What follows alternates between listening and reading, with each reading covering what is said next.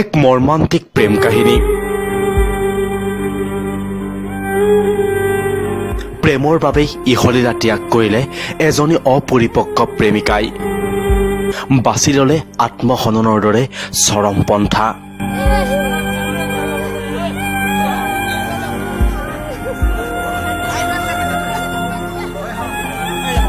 এই কৰুণ ঘটনা সংঘটিত হৈছে দক্ষিণ কামৰূপৰ গৰৈমাৰীত। মই মৰি যাম, তুমি এবাৰৰ বাবে মোক লগ কৰা, তুমি এবাৰ মোৰ ঘৰলৈ আহা, তুমি মোৰ লগত এনে বিশ্বাসঘাতকতা কৰিব নালাগিছিল। প্ৰেমিকাই মৃত্যুৰ পূৰ্বে ফোনযোগে এইবোৰ কথাকে কৈছিল প্ৰতাৰক প্ৰেমিকাক। নিউজ 8 নৰ্থ ইষ্টৰ হাতত পৰিছে এই এক্সক্লুচিভ কল ৰেকৰ্ডিং। हेलो एक बस है तो तुम्हारा मुक्ति तो देखता नहीं बना तुम्हारे क्यों किसी को लो मैं किसको अभी तो तुम्हारे लिए फोन करी तुम तो फोन करना और तुम तो टाइम पास करते हो हमारे बालू को नहीं नो मैम कोई सी तुम्हारे अरे जब बैठे तुम ये ना मोरन से करना हम करा कोई सी तुम्हारे मोरन से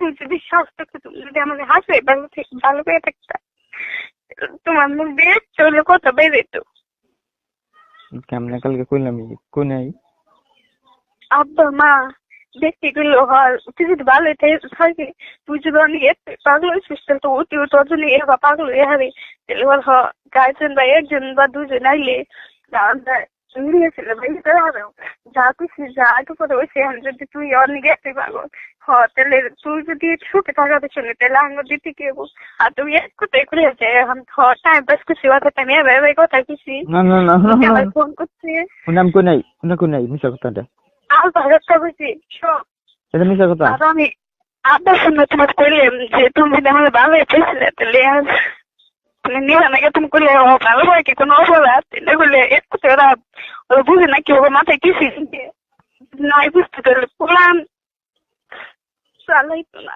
পুরান পারতো না যা করলে ভালোই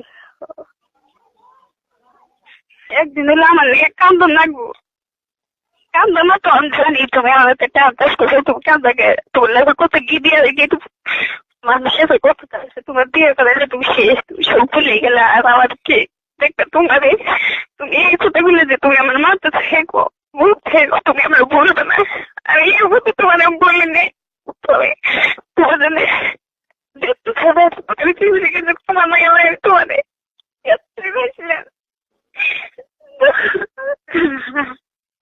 হ্যালো হ্যালো হ্যালো কান্দো কে না মেলে সুখ না সুখ কান্দি সাহস কিছু নাই তুমি যদি আমার নিবেই না আমার কাছে যে টাইম পাস করছো সাহস লেগে না তুমি আমার ভালো পয়সা লেগে তুমি আমাদের না স্বপ্ন দেয় লেগে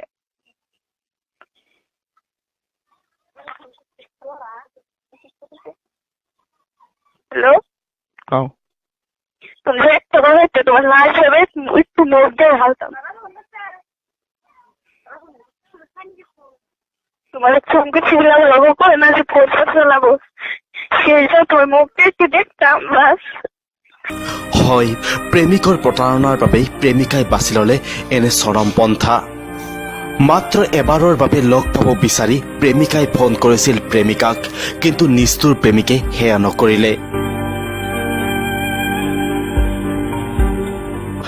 আৰু প্ৰেমিকাৰ মৃত্যুৰ পিছত প্ৰেমিকে উপস্থিত হল প্ৰেমিকাৰ দুৱাৰদলেই।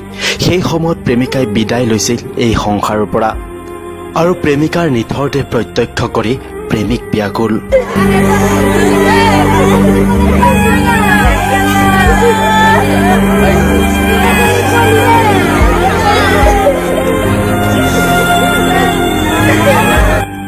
তাৰ পিছত উত্তেজিত হৈ পৰিল স্থানীয় ৰাইজ তথা প্ৰেমিকাৰ পৰিয়ালৰ লোক।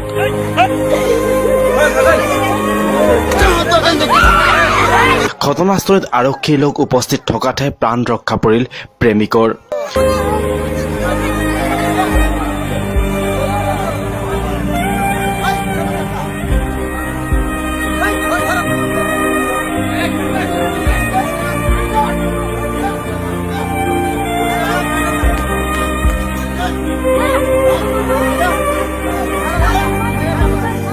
আৰু এই ঘটনাই সমগ্ৰ গৰৈমাৰী অঞ্চলত তীব্ৰ প্ৰতিক্ৰিয়াৰ সৃষ্টি কৰিছে।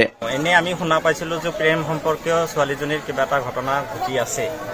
তো তাৰে মাজত ছোৱালীজনী থাকে গৰৈমাৰী বজাৰৰ ওচৰত। তাৰে পৰা এইটো হ'ল তেওঁলোকৰ আটাৰ ঘৰ।